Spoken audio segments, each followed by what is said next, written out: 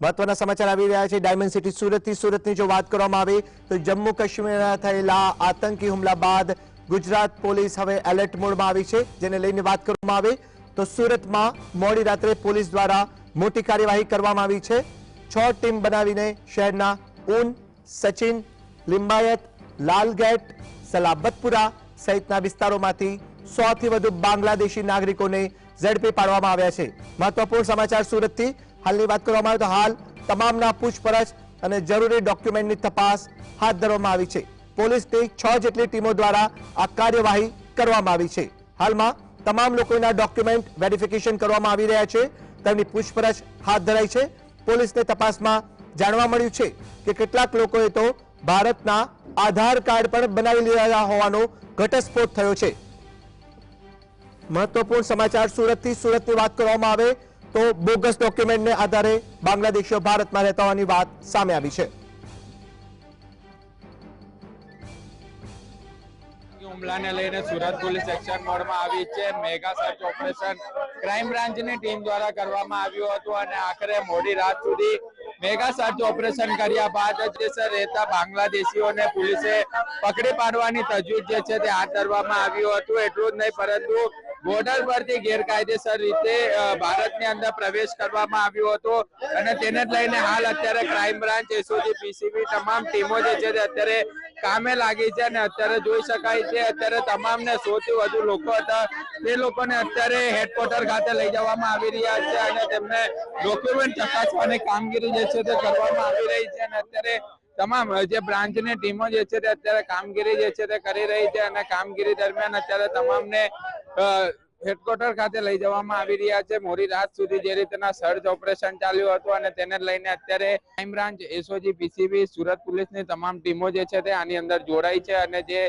બાંગ્લાદેશીઓને પકડી પાડવામાં આવ્યા છે તેમના તમામના ડોક્યુમેન્ટ ચકાસવામાં આવી રહ્યા છે અને જે રીતના બોર્ડરથી ભારતની અંદર ગેરકાયદેસર ઘૂસણખોરી કરીને આવ્યા હતા તેમની સામે હવે કાર્યવાહી કરવામાં આવી રહી છે। સાહિદ જગતાપ, જીએસટીવી, સુરત। વધુ જાણકારી માટે વાત કરવામાં આવે સુરતથી જોડાયા છે અમારા સંવાદદાતા સાહિશ। સાહિશ, જણાવશો પહલગામ આતંકી હુમલા બાદ હવે સુરતમાં પોલીસ એક્શનમાં છે, 100 થી વધુ બાંગ્લાદેશીઓની ઝડપી પાડવામાં આવ્યા છે, તપાસ હાથ ધરાઈ છે, શું છે વધુ જાણકારી? બિલકુલ થી ચોક્કસપણે જમ્મુ કાશ્મીરના પહલગામની અંદર જે રીતના આતંકીનો હુમલો સામે આવ્યો હતો અને તેને લઈને તમામ જે પોલીસ જે છે તે એક્શન મોડમાં આવ્યો હતો। રાજ્ય ગૃહમંત્રી હર્ષ સંઘવી દ્વારા તાત્કાલિક ધોરણે પાકિસ્તાનીઓને ભારત છોડવા માટેના આદેશ આપવામાં આવ્યા હતા અને ખાસ કરીને તમામ જિલ્લાવાળાને જે લિસ્ટ તૈયાર કરવા માટેની સૂચના જે છે તે આપવામાં આવી હતી અને તેને જ લઈને સુરત પોલીસની મોટી કાર્યવાહી જે છે તે અત્યારે સામે આવી રહી છે। બાંગ્લાદેશીઓને પકડી પાડવામાં આવ્યા છે, 100 થી વધુ બાંગ્લાદેશીઓને પોલીસે પકડી પાડી તપાસ જે છે તે શરૂ કરવામાં આવી છે। બોગસ ડોક્યુમેન્ટના આધારે ભારતમાં રહેતા હતા કારણ કે જે ગેરકાયદેસર બોર્ડર ક્રોસ કરી ઘૂસણખોરી કરવામાં આવી હતી અને ગેરકાયદેસર રીતે સુરતની અંદર પ્રવેશ કરી તે રહી રહ્યા હતા, લાંબા સમયથી રહી રહ્યા હતા, પરંતુ સુરત પોલીસે જ્યારે આટલા મોટી સંખ્યામાં જે રીતના અત્યારે આરોપીઓને પકડી પાડવામાં આવ્યા છે તમામને અત્યારે હેડક્વાર્ટર ખાતે લાવવામાં આવ્યા છે અને તમામના ડોક્યુમેન્ટ ચકાસવામાં આવી રહ્યા છે। ડોક્યુમેન્ટના આધારે જો કોઈ પણ ડોક્યુમેન્ટ ગેરકાયદેસર અથવા બોગસ હશે તો તેની સામે કાર્યવાહી કરવા માટેની તજવીજ જે છે તે હાથ ધરવામાં આવી રહી છે। એટલે અંદાજ માની શકાય કે આમે ચોક્કસપણે જ્યારે રાજ્ય ગૃહમંત્રી આજે સુરતની મુલાકાતે છે અને તેમના દ્વારા મોટી પ્રેસ કોન્ફરન્સ કરે તો નવાઈની વાત નહીં એવી શંકા જે છે તે અત્યારે વ્યક્ત કરવામાં આવી રહી છે। સુરત ક્રાઇમ બ્રાન્ચની ટીમ, એસઓજી, પીસીબીની ટીમ મોડી રાતથી મેગા સર્ચ ઓપરેશનની અંદર જોડાઈ હતી।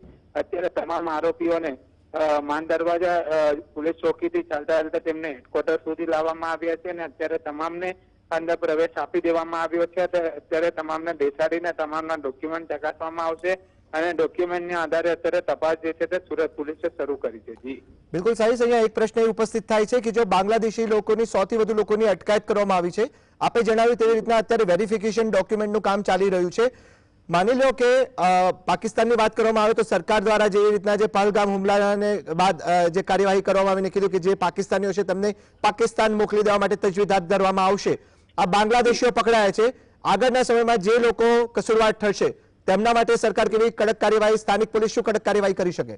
બિલકુલ થી ચોક્કસપણે જ્યારે રાજ્ય ગૃહમંત્રી હર્ષ સંઘવી દ્વારા જે રીતના નિવેદન આપવામાં આવ્યું હતું કે જે રીતના કોઈ પણ ગેરકાયદેસર ડોક્યુમેન્ટના આધારે જો ભારતની અંદર આવ્યો હોય તો તેમની સામે કડકમાં કડક કાર્યવાહી કરવા માટે તમામ જિલ્લા પોલીસ વડાને સૂચના આપવામાં આવી હતી. ગતરોજ સૂચનાના આધારે સુરત પોલીસ કમિશનર અનુપમસિંહ ગેહલોત દ્વારા પણ એક મીડિયાને ઇન્ટરવ્યુ આપવામાં આવ્યું હતું કે તાત્કાલિક ધોરણે લિસ્ટ તૈયાર કરવાની કામગીરી કરવામાં આવી રહી છે. એટલે ચોક્કસપણે કહી શકાય જ્યારે આટલી મોટી સંખ્યામાં બાંગ્લાદેશીઓને પકડી પાડવામાં આવ્યા છે, તમામના ડોક્યુમેન્ટ હવે ચકાસવામાં આવશે અને ડોક્યુમેન્ટની અંદર જો બોગસ કોઈ પણ મળી આવે તો તેમની સામે કડકમાં કડક કાર્યવાહી પણ કરવામાં આવશે. કારણ કે અત્યારે પ્રાથમિક માહિતી અને સૂત્રો દ્વારા માહિતી મળી રહી છે કે બાંગ્લાદેશી એવું જણાવી રહ્યા છે કે અમે ઘર ગુજરાન ચલાવવા માટે અમે ભારતની અંદર આવ્યા હતા અને ખાસ કરીને સુરતની અંદર વસવાટ કરી રહ્યા હતા, એટલે લાંબા સમયથી રહી રહ્યા હતા. એટલે ચોક્કસપણે અત્યારે તમામ પ્રકારની પૂછપરછ અને ડોક્યુમેન્ટની તપાસ જે છે તે કરવામાં આવી રહી છે અને ત્યારબાદ સત્તાવાર જાહેરાત જે છે તે